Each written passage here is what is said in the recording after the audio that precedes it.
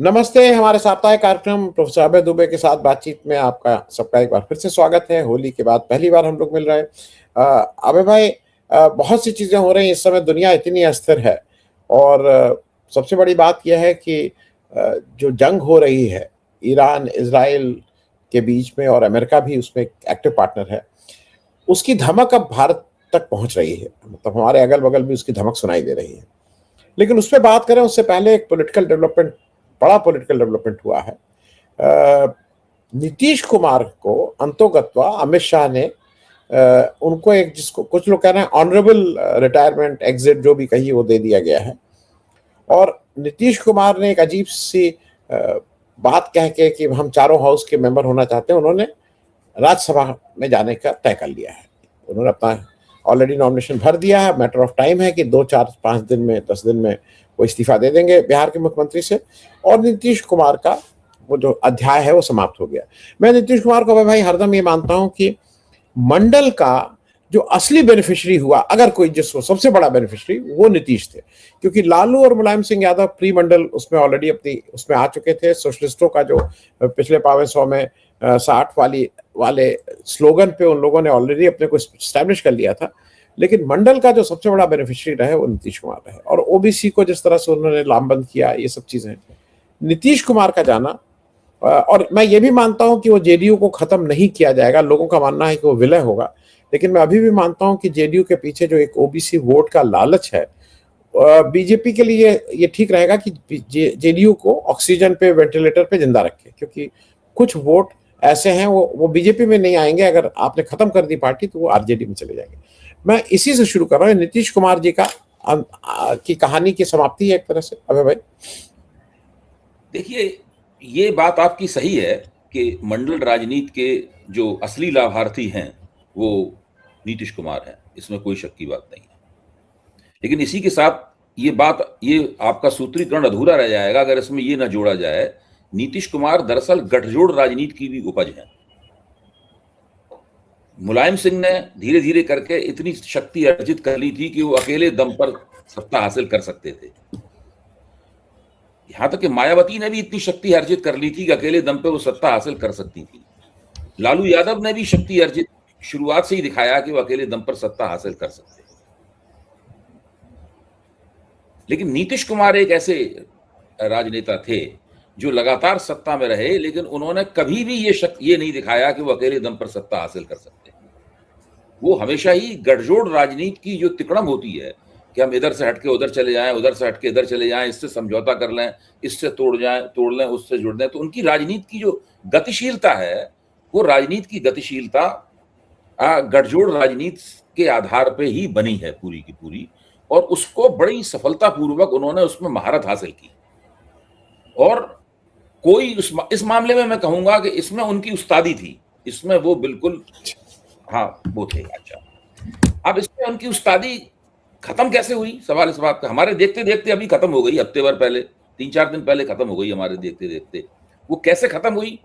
ये जो 14 नवंबर को नतीजे आए बिहार विधानसभा के, जैसे नतीजे आए थे, उन नतीजों में ही नीतीश कुमार का अंत उन नतीजों पर लिखा हुआ था। उन नतीजों से ये हो गया तय कि अब बिहार में गठजोड़ राजनीति तब होती है जबकि कई पक्ष होते हैं, कई राजनीतिक शक्तियां लगभग बराबर की और थोड़ी बहुत कम ज्यादा की स्थिति में होती। उसमें राष्ट्रीय जनता दल, बिहार की जो ताकत थी, वो बहुत ज्यादा कमजोर हो गई। वो कमजोर हो गए, वो लोग 24-25 पे आ गए, क्योंकि 24-25 की पार्टी नहीं है वो। पिछली बार जब राष्ट्रीय जनता दल कमजोर हुआ था, नीतीश कुमार और भाजपा के गठजोड़ नहीं उनको कमजोर किया था, है? उस वक्त भाजपा बहुत कम थी और नीतीश कुमार बीच में, ऐसे एक तरफ एक छोटा सा टावर राष्ट्रीय जनता दल का है, दूसरा छोटा सा टावर भाजपा आ गया, और बीच में एक बड़ा सी कुतुब मीनार जो है वो जनता दल यूनाइटेड और नीतीश कुमार की है। इस तरह का सीन था। लेकिन इस बार क्या हुआ? इस बार राष्ट्रीय जनता दल बहुत कमजोर हो गया और नीतीश कुमार और भाजपा बराबर बराबर पे आ गए। केवल 4 सीटों का फर्क है दोनों के बीच में। इससे क्या हुआ कि नीतीश कुमार जो एक गठजोड़ राजनीति की तिकड़म करते थे, वो तिकड़म करना उनके लिए नामुमकिन हो गया। अब अगर पूरा का पूरा राष्ट्रीय जनता दल उनसे मिल जाए हालांकि भाजपा क्या मिलने देगी, राष्ट्रीय जनता दल को पूरा का पूरा भाजपा खा सकती है, इतने कम है संख्या में वो, मतलब आधा और आधे ज्यादा तो कभी भी, जिस दिन वो भाजपा तय कर ले उसी दिन खा लेगी राष्ट्रीय जनता दल को, है। तो वो अब उनके लिए नीतीश कुमार के लिए मुमकिन नहीं रह गया। ये नीतीश कुमार ने देख भी लिया। फिर और भी परिस्थितियां थी, स्वास्थ्य बहुत खराब हो रहा था, बेटे को स्थापित करना था, ये सब करना था। इस चक्कर में पूरी तरीके से भाजपा के सामने उन्होंने हथियार डाल दिए। जैसे ही नीतीश कुमार की गठजोड़ राजनीति की तिकड़म निष्प्रभावी हुई, उसकी संभावनाएं समाप्त हुई, वैसे ही वो पूरी तरीके से भारतीय जनता पार्टी के शिकंजे में चले गए। और स्थिति क्या है? स्थिति यह है कि उन्होंने राष्ट्रीय जनता दल यूनाइटेड के जो मोटे तौर पर दो हिस्से हैं, एक हिस्सा वो है जो भाजपा के साथ मिला हुआ है, एक हिस्सा वो है अभी भी मंडल की राजनीति को उचित मानता है, उसकी छाप है उसके ऊपर। तो जो मंडल की राजनीति वाली छाप थी, उससे उन्होंने कोई विचार विमर्श नहीं किया, कोई बातचीत नहीं की उन्होंने, है। और वो केवल उनसे बातचीत करते रहे, संजय झा से, ललन सिंह से, अमित शाह से, इन्हीं लोगों से केवल बातचीत करते रहे। और इन लोगों से बातचीत करके उन्होंने एक अपना बहुत ही शर्मनाक किस्म का, बहुत ही घटिया किस्म का, बहुत ही अपमानजनक रिटायरमेंट पैकेज उन्होंने बनाया। जो 20 साल तक सत्ता में रहा, जिसने भाजपा को पराजित किया, भाजपा को लगातार चुनौती देता रहा, हिंदुत्व के एजेंडे को उसने कभी शुरुआती दौर में तो 8-10 साल उन्होंने कभी बिल्कुल लागू ही नहीं होने दिया नीतीश कुमार ने। ये वही व्यक्ति है, इसने नरेंद्र मोदी का हाथ झटक दिया था जबकि वो भाजपा के प्रधानमंत्री पद के उम्मीदवार थे। नरेंद्र मोदी को भोजन कराने से इनकार कर दिया था, वो कैंसिल कर दिया था उन्होंने। ये वही व्यक्ति है। वो अब पूरी तरीके से घुटने के बल गिरा हुआ है भारतीय जनता पार्टी के सामने। भाजपा के साथ में साठगांठ करके उसने अपना एक शर्मनाक किस्म का एक रिटायरमेंट प्लान उसने बनाया, जिससे जो मंडलवादी थे जनता दल यूनाइटेड में, मुख्य तौर पर तो मंडलवादी पार्टी जनता दल यूनाइटेड, लेकिन मंडलवादी जो थे वो सब भौचक्के भी रह गए, उन्हें बुरा भी बहुत लगा। उन्होंने प्रदर्शन किया, पहले दिन तो इतना प्रदर्शन किया, आगे के दरवाजे से ये और अमित शाह घुस नहीं पाए, पीछे के दरवाजे से गए पेपर वो पर्चा दाखिल करने के लिए। फिर कल नीतीश कुमार समझ गए कि बहुत ज्यादा पोस्टरबाजी होगी, नरेंद्र मोदी और अमित शाह की तस्वीरों पर कालिक पोती गई, वहां पर उनकी बेइज्जती की उन लोगों ने।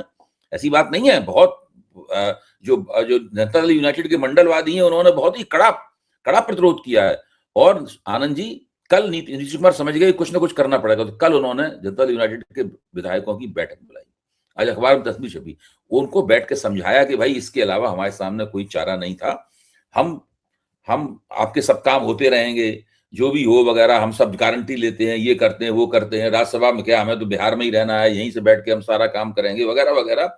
ये ऐसे मौके पे जो जिस तरह के भरोसे दिए जाते हैं, उसमें आधे झूठे भरोसे होते हैं और आधे खोखले होते हैं, मतलब उनकी केवल ऊपरी सतह होती है, अंदर कुछ नहीं होता उनका। ऐसे उन्होंने भरोसे थमाए। अब उन लोगों के सामने वो लोग भी बेचारे क्या करें, वो आरजेडी में जा नहीं सकते, अभी तो उनके सामने विकल्प नहीं है राष्ट्रीय जनता दल में जाने का, लेकिन आगे जाके हो सकता है राष्ट्रीय जनता दल में उनका एक बड़ा हिस्सा चला जाए। और भारतीय जनता पार्टी में जाने का उनका बिल्कुल मन नहीं है। वो नीतीश कुमार के जरिए तो भाजपा को वोट दे सकते हैं, उसके लिए काम कर सकते हैं, लेकिन अकेले भाजपा के लिए वो काम करने के लिए अभी तक तैयार नहीं है। उन्होंने जितना गुस्सा था उनके अंदर, वो उन्होंने नरेंद्र मोदी और अमित शाह की तस्वीरों पे उन्होंने निकाला। तो मुझे लगता है कि ये जो वीपी सिंह के मंडल पिछड़ों को 27% आरक्षण देने के बाद जो राजनीति बनी थी, उस राजनीति का मुझे लगता है कि जो अंतिम, और उससे गठजोड़ राजनीति भी प्रकाश में आई थी, अंतिम जो पैरोकार था उसका उसके राजनीतिक जीवन की इति हो गई है बिल्कुल। और अब उनकी कोई वापसी नहीं होगी। ये मानना कि वो फिर से वो कलाबाजी खाएंगे, वो नहीं, कलाबाजी खाते थे वो राष्ट्रीय जनता दल के दम पर। जब वही इतना कमजोर हो गए, अभी राष्ट्रीय जनता दल की 25 सीटें और होती तो नीतीश कुमार इस तरह थोड़ी ना अपना रिटायरमेंट पैकेज बनाते। भाजपा लगातार डरी रहती, भाजपा के सिर पे तलवार लटकती रहती, क्योंकि जब 25 सीटें कम होती तो वो भाजपा के हिस्से से आती, कुछ नीतीश कुमार के हिस्से से आती, तो वो कलाबाजी वहां पे खाते। लेकिन अब कलाबाजी वो खाएंगे तो हवा में कलाबाजी खा के खुद ही गिर पड़ेंगे, इसलिए वो खाएंगे ही नहीं कलाबाजी। अभी भाई मैं एक छोटा सा इसलिए क्योंकि वो एक इंपॉर्टेंट चीज थी, मेरा मन था कि मैं उस पर बात कर लूं, समय तो कम है, लेकिन ये जो एक चीज और बिल्कुल औंधे मुंह हो गई है, नीतीश के बेटे की बात हो रही है कि वो आ रहे हैं, और जनता दल यू को अगर एका रखना है, अगर बिखरने से रोकना है तो वही उसके लिए है। वही आरजेडी में हुआ, वही सपा में हुआ, वही डीएमके में हुआ, वही टीएमसी में हो रहा है, वही एनसीपी में हो रहा है, वही शिवसेना, ये सारे लोग ये काम कर रहे हैं। चाहे राज फिर ये जो परिवारवाद का जो ठेका है, या परिवारवाद का जो एक वो है, वो गांधी परिवार पे लगता है। करने के लिए वो कांग्रेस के ऊपर छींटाकशी करने के अलावा इसका कोई मतलब नहीं है। मैं हमेशा ही कहता रहा हूं, मैंने पब्लिक इंडिया के मंच पे आपके साथ बातचीत में कहा भी है कि जो डायनेस्टिक रूल है, यानी जो वंश शासन है, और परिवार, राजनीति में परिवार की भूमिका, ये दो अलग अलग बातें हैं। कांग्रेस में जिस तरीके से गांधी परिवार का रुतबा है और उसकी अपरिहार्यता है, और वहीं से कांग्रेस के प्रधान नेता निकल सकते हैं, वो कुछ कुछ डायनेस्टिक रूल या वंश शासन की प्रवृत्तियां उसके अंदर हैं। तो उसकी आलोचना वगैरह हम सब लोग करते हैं, हम और आप दोनों करते रहे हैं, सभी लोग करते रहे हैं। भाजपा उसको अपनी राजनीतिक कांग्रेस को बदनाम करने के लिए करती है, हम कांग्रेस को बदनाम करने के लिए उसकी आलोचना नहीं करते। हम कांग्रेस के खिलाफ नहीं करते, हम कांग्रेस के अंदर ये जो विकृति है उसकी आलोचना करते हैं, जो विकृति उनकी मजबूरी बन गई है। मैं ये भी मानता हूं कि उनकी मजबूरी बन गई है विकृति, वो ऐसा बन गया है। लेकिन जो परिवार की भूमिका है राजनीति के अंदर, उसको हमें ज्यादा सतर्कता से देखना पड़ेगा, और उसकी आलोचना करने का परिप्रेक्ष्य भिन्न होना चाहिए। वो जिस तरह डायनेस्टिक रूल की या वंश शासन की आलोचना की जाती है, उस तरह से उसकी आलोचना नहीं करनी होगी। क्योंकि देखिए, इस तरह के ये तो लोग सत्ता में आ जाते हैं इसलिए साफ दिखाई पड़ते हैं। परिवार की भूमिका और भी कई स्तरों पर राजनीति चलती है। बहुत सारे निर्वाचन क्षेत्र ऐसे हैं देश के जहां पर एक ही परिवार के लोग लंबे अरसे से, कितने होंगे, अगर पूरी लिस्ट बनाई है तो बहुत लंबी सूची बनेगी। जी। और वो दक्षिण भारत से लेकर और उत्तर, सब जगह वही है। एक ही परिवार के लोग वहां पे जीतते हैं, जनता भी उनको पसंद करती है, वो जनता का काम भी करते हैं, ऐसी बात नहीं है। जी। हाँ, तो परिवार उनका एक अलग चीज है, और जो वंशानुगत राजनीति की भूमिका अलग चीज है। ठीक है। अच्छा, अब हमें भाई जो सबसे आज की तारीख में जो सबसे ऐसा चीज जिससे हम ये नहीं कह सकते कि हमसे क्या मतलब, अगर अमेरिका लड़ रहा है तो हम क्या करें, हम सब उससे प्रभावित हो रहे हैं। और दो तीन चीजें एक साथ हैं, मैं एक साथ ही उसको कर दूं। अमेरिका में ने दो चीजें बार बार की हैं। उसने भारत को एक बहुत ही बुरे ढंग से ट्रीट किया है, उसकी बेइज्जती की है, और जिस तरह से कहा कि अच्छा 30 दिन के लिए तुम ले लो, उसके बाद बंद। भाई तुम कौन हो? दूसरा, उसने जो मैं इस बात को इसलिए रेखांकित कर रहा हूं कि ये भी एक मुद्दा है जिससे जो ट्रीटमेंट ऑफ इंडिया। दूसरा मुद्दा, जो ईरानी जहाज को उन्होंने जिस तरह से मारा, उनके विदेश मंत्री ने कहा वो सारा चीजें हैं, ठीक है, वो लड़ाई के समय मार सकते थे। उनका विदेश मंत्री हमारे विदेश मंत्री से कह रहा है कि साहब आप कम से कम बात तो कीजिए अमेरिका से कि हम एक फ्रेंडली एक्सरसाइज से लौट रहे थे। और इस तरह की तमाम चीजें हैं जहां पे अब ये लग रहा है कि जो इजराइल और अमेरिका महाशक्ति ऐसे ही खत्म कर देता, वो मामला खत्म नहीं हो रहा है। ईरान भी उतने ही जोर शोर से लगा है। मैं ओवरऑल दो चीजें, एक भारत और अमेरिका का वो जो ट्रीटमेंट है, और जो युद्ध किस तरफ मुड़ रहा है उस पर। देखिए, मैंने बहुत कई अमेरिकन जो समर नीति के विशेषज्ञ हैं उनको सुना है। उन्हीं में एक हैं कर्नल डगलस मैकग्रेगर, जो कि ट्रंप प्रशासन के अंदर ही अमेरिका के रक्षा मंत्री के वरिष्ठ सलाहकार रह चुके और बहुत ही प्रतिष्ठित हैं। और भी भारत के हैं, जैसे कि एक मोदी जी की लगातार प्रशंसा करने वाले और हिंदुत्व की राजनीति की, गांधीवाद के बहुत विरोधी, अहिंसा के विचार के विरोधी हैं वो लेफ्टिनेंट जनरल जीडी बख्शी। वो तो लगातार खुल के कहते रहे हैं कि ये अहिंसा के चक्कर में ही सारा हिंदुस्तान का कबाड़ा हुआ है। ठीक है, उनके वो सब विचार हैं, वो ठीक है, उनको छोड़ दिया जाए। लेकिन इस सवाल के ऊपर GD Bakshi, lieutenant general Vishambar Dayal और कर्नल डगलस मैकग्रेगर, और ऐसे ही एक प्रवीण स्वामी, जो बहुत महत्वपूर्ण, बहुत ऊंचे पाए के रक्षा विशेषज्ञ हैं, वो इन सबको मैं कोई रक्षा विशेषज्ञ नहीं हूं, इसलिए मेरी जरूरत पड़ती है कि मैं इन सबको सुन के समझूं, मतलब तब राय बनाऊं अपनी। इन सबकी राय सुन के जो उसमें समान बात यह है कि इजराइल और अमेरिका का ईरान पर हमला एक बहुत बड़े मिसकैलकुलेशन, एक बहुत बड़े गलत आकलन, गलत पूर्वानुमान और उससे पैदा हुआ मुगालते का परिणाम है। यहां तक कि डगलस मैकग्रेगर तो ये भी कहते हैं कि इससे अमेरिका के ऊपर वो घाव लगेगा जो बहुत मुद्दतों तक भरेगा नहीं। वो ये तक कहते हैं कि इजराइल समाप्त तो नहीं होगा, लेकिन इजराइल बहुत कमजोर हो जाएगा इस पूरे प्रकरण के बाद। वो ये मानते हैं कि युद्ध में बाकायदा ईरान की जीत होगी। आप सोचिए, वो कह रहे हैं ईरान की जीत होगी, ये वो कह रहे हैं। दूसरे वो एक और बात कहते हैं कि भाई भारत जैसे देश को क्या भूमिका निभानी चाहिए थी। भारत जैसा देश तो इसमें एक ऐसी भूमिका निभा सकता है कि वो इस युद्ध में उलझी हुई शक्तियों को एक एग्जिट मुहैया करा सकता है भारत, बशर्ते वो कराना चाहे, वैसी भूमिका निभाए। लेकिन हो क्या रहा है? हो ये रहा है कि भारत पूरी तरीके से अमेरिकी कैंप में जाकर बैठ गया है, अमेरिका का पिट्ठू हो गया है।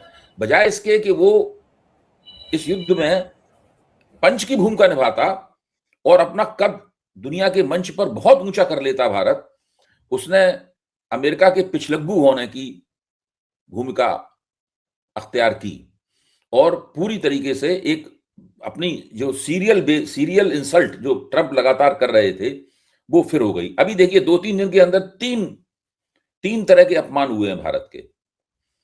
पहला अपमान तब हुआ जबकि वो उड़ा दिया गया ईरानी पोत डैना जो है ना, उसको श्रीलंका के तट पे टारपीडो मार दिया उसने है। और ईरानी विदेश मंत्री ने कहा कि हमारे पास तो हथियार भी नहीं थे, हम तो युद्धाभ्यास से लौट रहे थे और हम भारत के मेहमान थे, और भारत उसका विरोध भी नहीं कर पाया।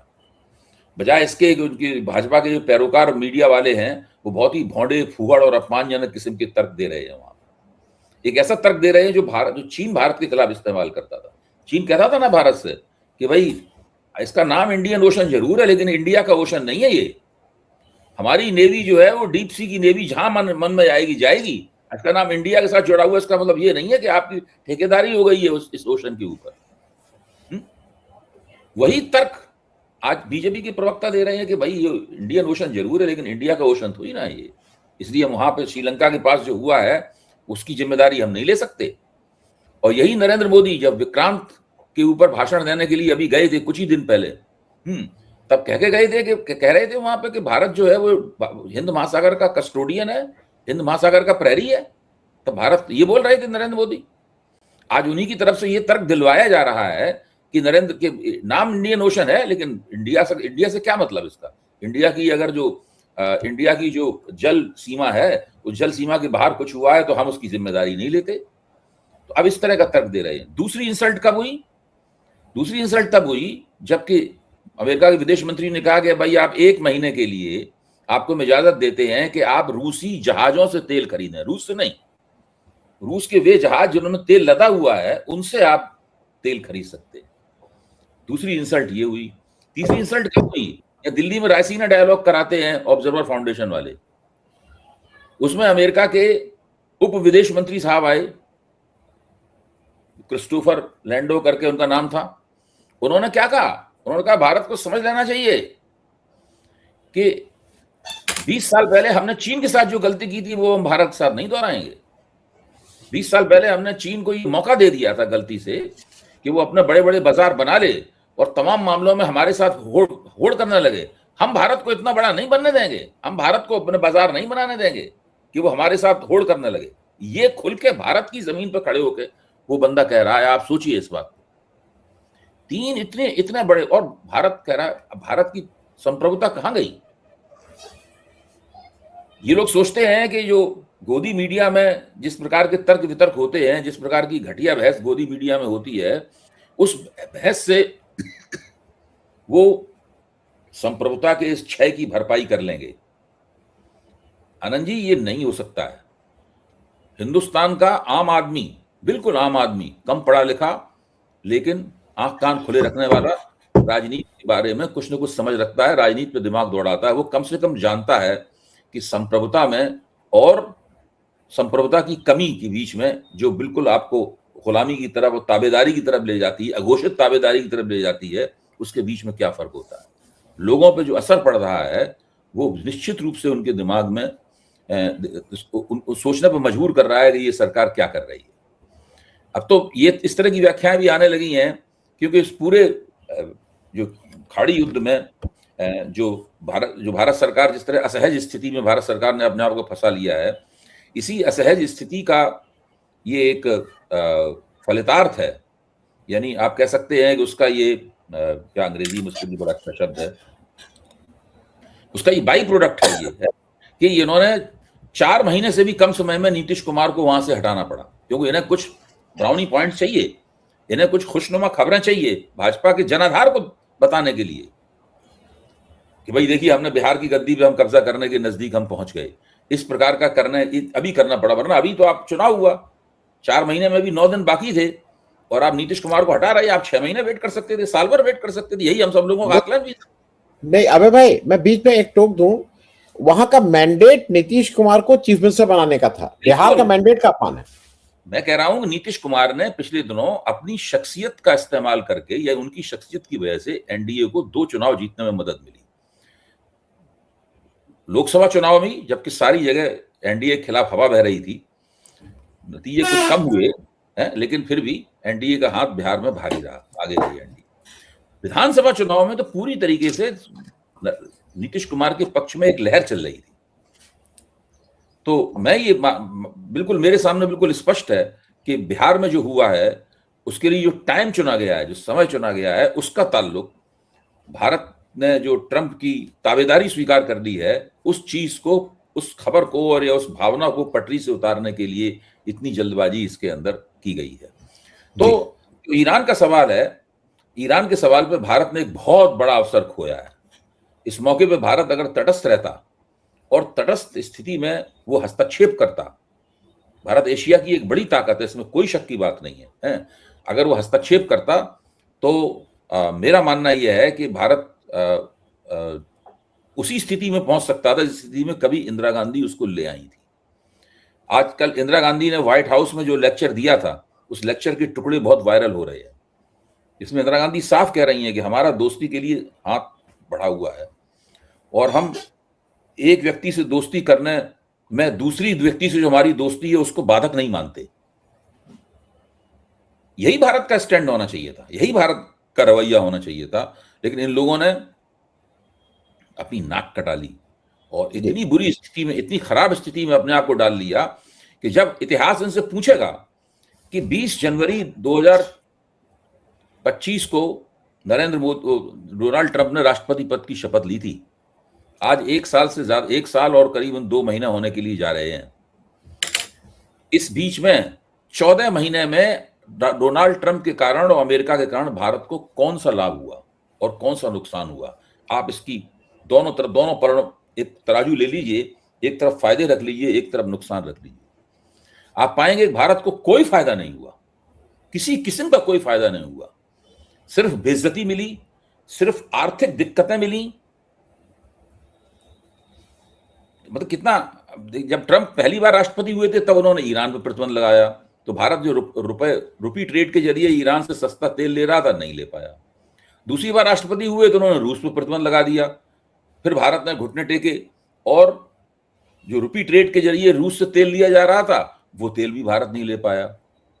नुकसान की जाने कितना नुकसान हो रहा है इस ट्रंप की वजह से और अमेरिका की वजह से, फिर भी मोदी जी अपनी पूंछ दबा के जो है ना, या पूंछ हिलाते हुए ट्रंप के सामने जाते हैं और जाते भी क्या हैं, पता नहीं क्या करते हैं, किस प्रकार का ये संबंध है, इस संबंध को क्या नाम दिया जाए, ये सोचना भी ये आजकल मुझे लगता नहीं है कि मैं इसको ठीक से अभिव्यक्त कर पा रहा हूं, इस शर्मनाक स्थिति को।